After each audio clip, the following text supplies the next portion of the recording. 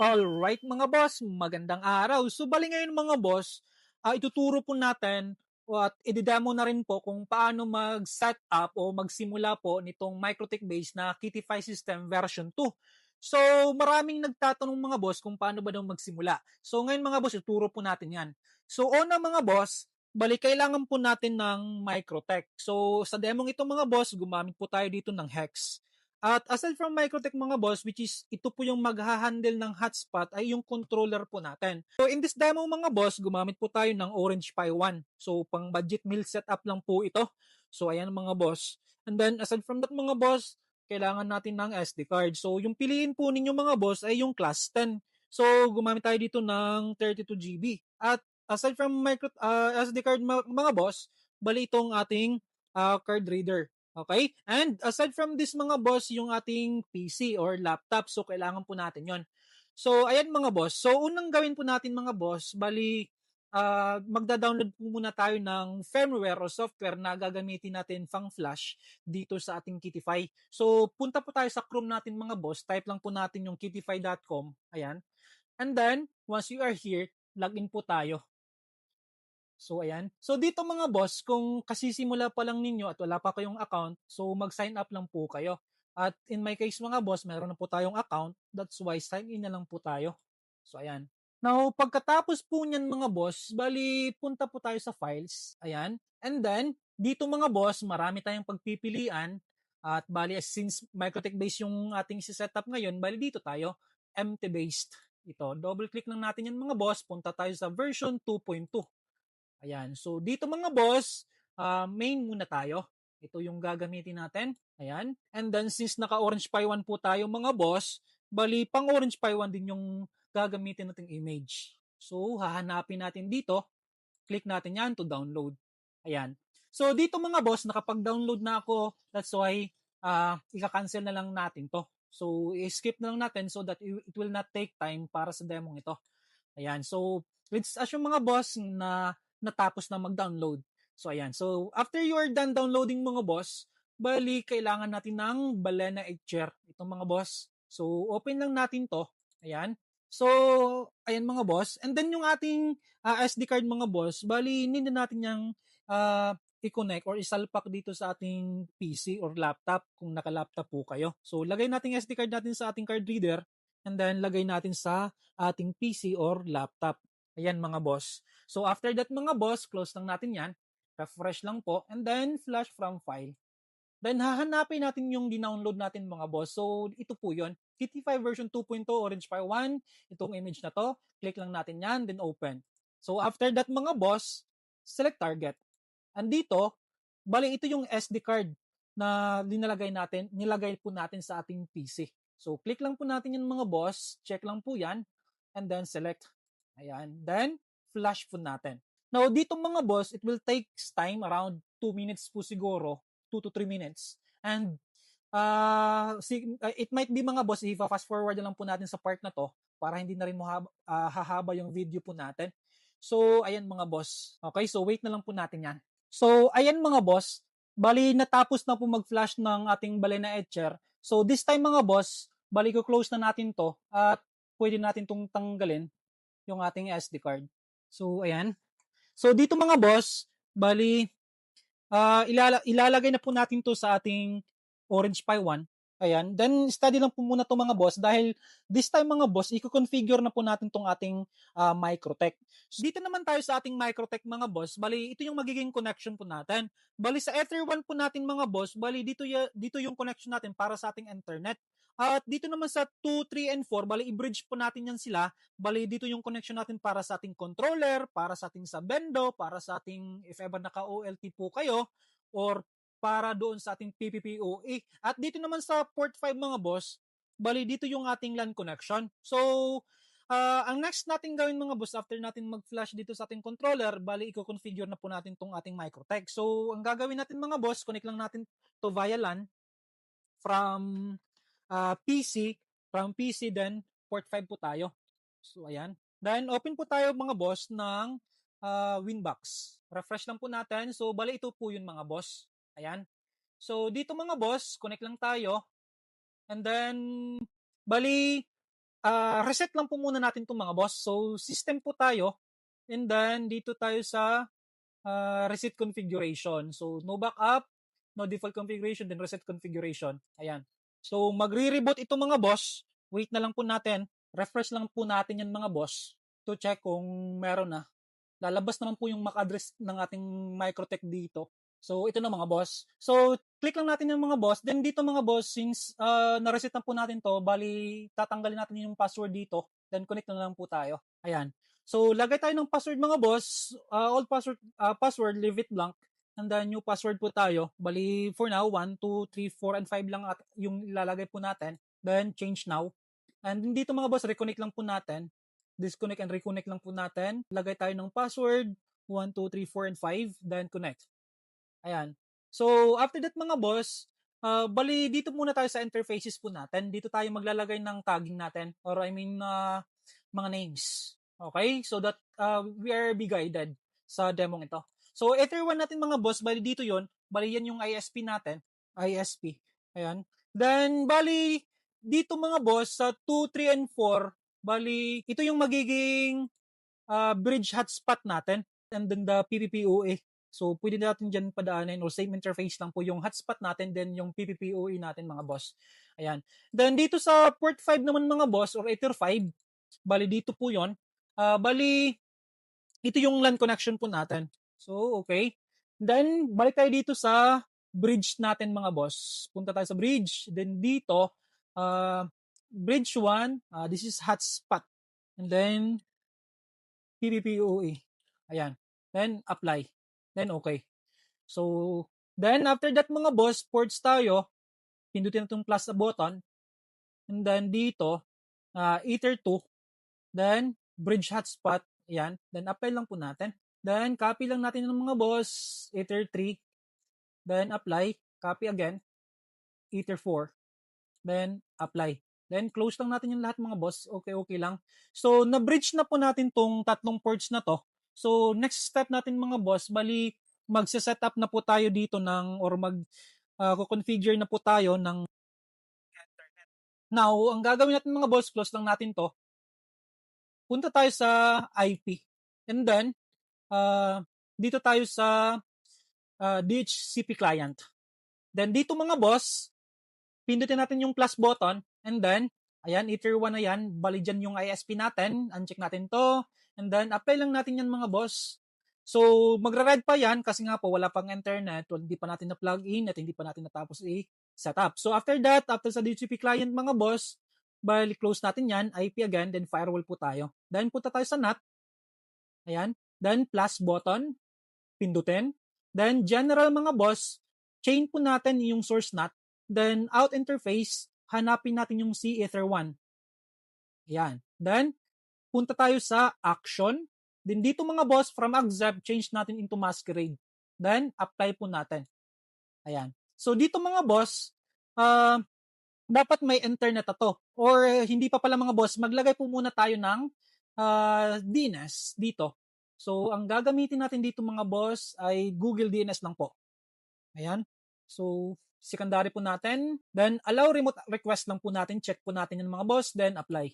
Then, okay. Dito, mga boss, close lang natin to. Ayan. Check natin kung may internet na tayo mga boss. Balikan natin yung IP and then, dito. So, dito mga boss, naka-red pa yan kasi nga po, wala pong nakalagay dito na ISP natin. So, lagyan natin mga boss para ma-check po natin. So, lagyan from ISP. So, ayan mga boss, bound na po yan sa ating DHCP client. Then, to check mga boss kung meron na nga, to confirm lang, dito tayo sa new terminal. Then, ping natin si Google. Ayan. Then, enter. So, dito mga boss, meron po yan. So, ayan. Close na natin.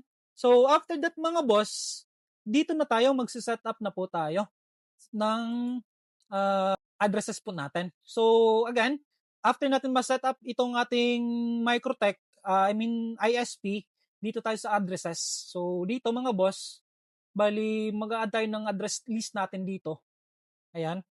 So, una, para sa ating hotspot, commonly, ito yung ginagamit natin. So, dito, 2 yung atong gagamitin, and then, 24. Ayan. And then, Okay, dito interface natin mga boss, bali yung bridge. Then apply lang natin 'to. Ayan, okay, ganyan. And then, comment lang natin hotspot. Okay. Then para naman sa ating LAN connection mga boss, gagawa na rin po tayo. So 192.168.5.1, then ayan, 24. And then dito, bali sa LAN Ether 5. So bali yan diyan po yung ating Ether connection for LAN. So ayan. Then apply lang natin mga boss, then okay. So ayan. So meron na tayong address list mga boss para sa ating hotspot and para sa ating LAN connection. So next natin gawin mga boss, punta tayo dito sa DHCP server. Ayan. So punta tayo sa DHCP, and then DHCP setup tayo mga boss. Dito mga boss, uunahin natin yung LAN connection po natin. Ayan. Then next lang po natin, next lang po. Ayan.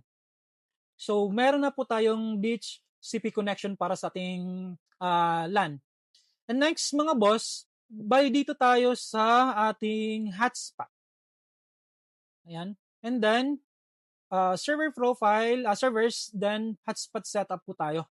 Then hanapin natin yung bridge natin, ito, para sa hotspot. Click po natin yan, then next lang po yan mga boss. Okay, then dito mga boss, papalitan natin to ng 1 para hindi po ma-share yung or isang MAC address lang per hotspot connection. So ayan. Then apply lang po natin. Okay. So ayan mga boss. So tapos na tayo maglagay ng DHCP sa ating hotspot and sa ating LAN connection. So after that mga boss, bali dito na tayo. Okay, ayun mga boss. So, let's continue. Now, ngayon mga boss, isi-set up na rin po natin yung time. So, dito, bali, ang ginawa po natin, pumunta tayo dito sa system, then yung clock. Then, ito po yung lalabas mga boss. So, dito mga boss, uncheck lang po natin to. Then, yung time zone natin mga boss, so tama na po to, Asia, Manila. Then, apply lang po natin yan, then okay. Then, balikan natin yung IP, system, and then dito tayo sa MPP server client po natin mga boss.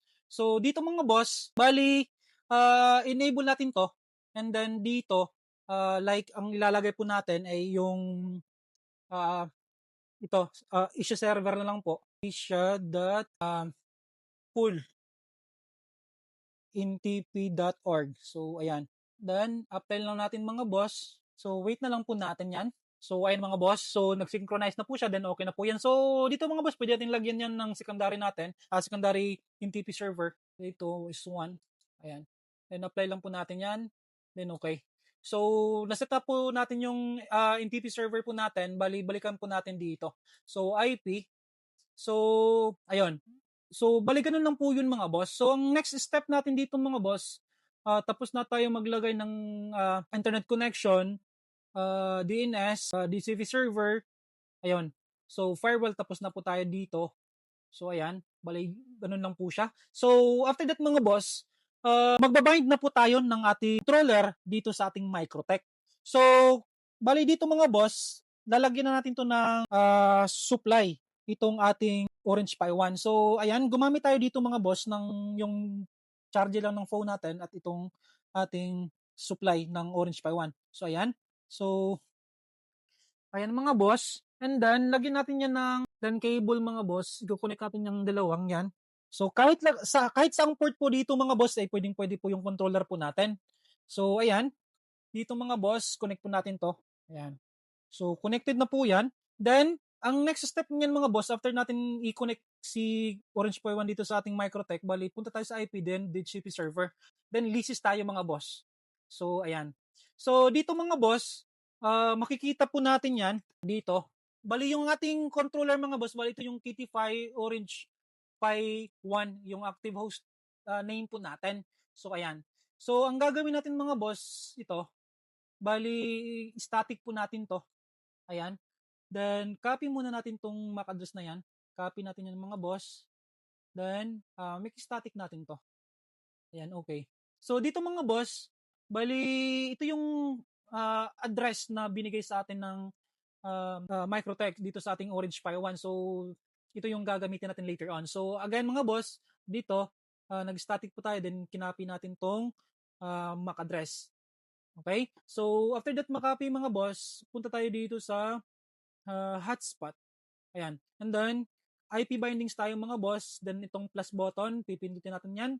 Ayan. Then, paste natin yung MAC address natin. Then, dito, bypass natin yan. Then, comment na lang natin, Kittify, Kittify. Ayan, Kittify. Then, okay. Then, apply. Ayan mga boss. So, siya. So, itong address na to mga boss, ito yung gagamitin natin.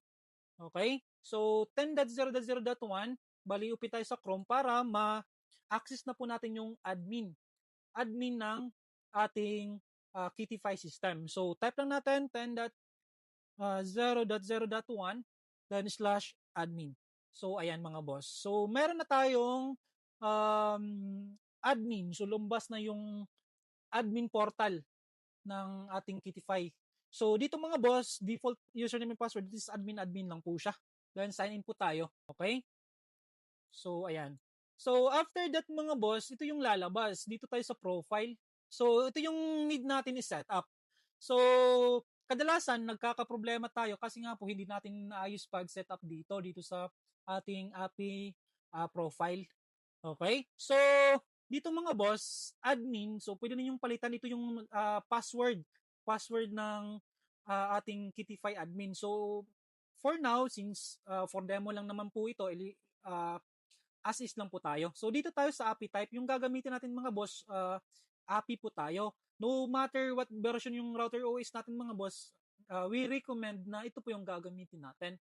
Okay? So, dito mga boss, wag nyo na po yung tingnan dito. At dito sa baba, dito po sa prerequisites, wag nyo na po itong galawin para hindi na po magka-problema yung inyong Microtech or inyong setup po ninyo mga boss. Kasi nga mga boss, na-set up na po natin doon sa ating Microtech yung mga prerequisites. So dito mga boss ay hindi na po natin kailangang galawin po sa part na to.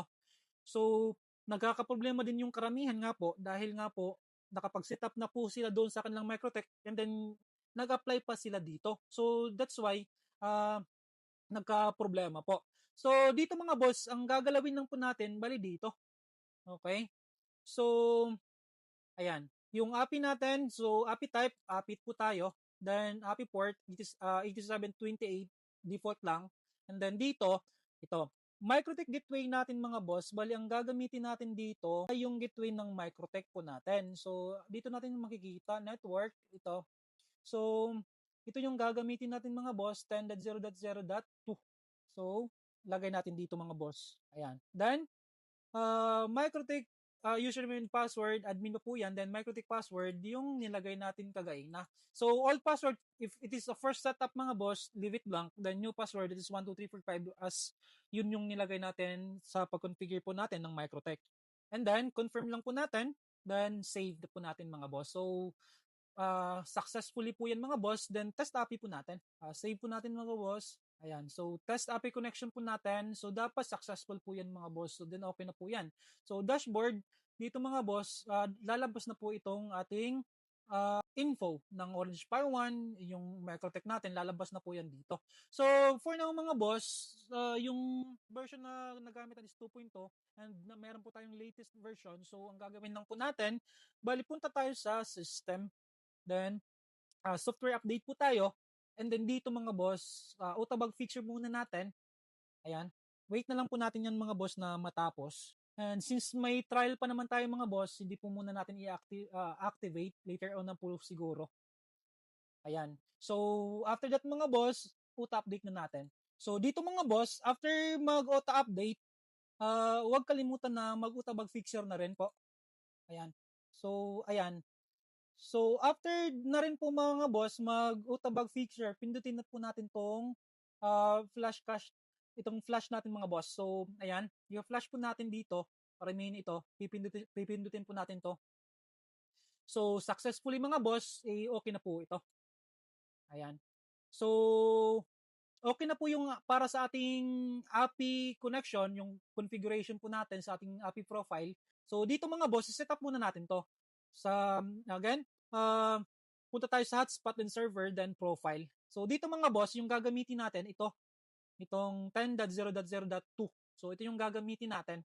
Then, click po natin to. Then, change na natin to Kittify. Then, dito mga boss, itong pinakamahalagang ma-check po natin, itong dalawang to. So, importante na naka-check po yung dalawang yan. Then, save po natin. So, ayan mga boss. So, yung hotspot address natin mga boss, dapat uh, parehas po yan dito. Dito sa portal settings natin. Ayan. So, dito, yung hotspot address, since 10.0.0.2 yung ginamit po doon sa profile natin, then dapat parehas po sila dito. So, dito, instead of 1, lalagyan natin ng .2. So, ayan. And then, save lang din po natin mga boss. Save lang natin yan. Then, upload natin mga boss. So, ayan mga boss, natapos natin i-upload. So, dito mga boss, meron na dapat tong portal. Okay? Okay, type natin 10.0.0.1. Check natin mga boss kung may portal na. Okay, so ito mga boss, common error to, okay lang ito, natural lang po ito. So, since nasa LAN connection po tayo, so ilalagay natin, i-test natin dito sa bridge hotspot natin mga boss. Ayan, so okay lang natin yan. Then refresh lang po natin mga boss. So, ayan. So, may portal na po tayo mga boss. So, ayan, may portal na po tayo. So, ayan. Ganun lang po kadali mga boss mag-configure or mag-setup ng Kittify system. I don't know kung madali po ba siya or mahirap. So, ayan. And if hindi nyo po makuha mga boss, balik-balikan nyo lang po yung video para may guide po kayo. So, balik ganun lang po yon. So, sa next video na lang po natin siguro mga boss, ituturo natin kung paano mag-bind ng ng sub-bendo para sa ating Kittify setup na MikroTik base. So, bali ganun lang po yun mga boss. So, I hope na meron po tayong na-share dito. At if ever may mga question mga boss, just comment lang sa comment section. So, ayun mga boss, maraming salamat po sa inyo and God bless po.